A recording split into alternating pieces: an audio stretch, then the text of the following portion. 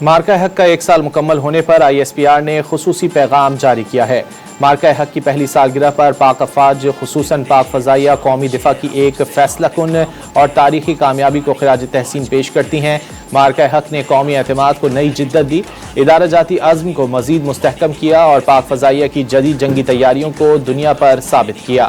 ISPR نے اپنے پیغام میں کہا کہ پاک فضائیہ جدید ٹیکنالوجی، اسمارٹ سسٹمز اور صلاحیتوں کے ذریعے مستقبل کی فضائی قوت کے طور پر ابھر رہی ہے۔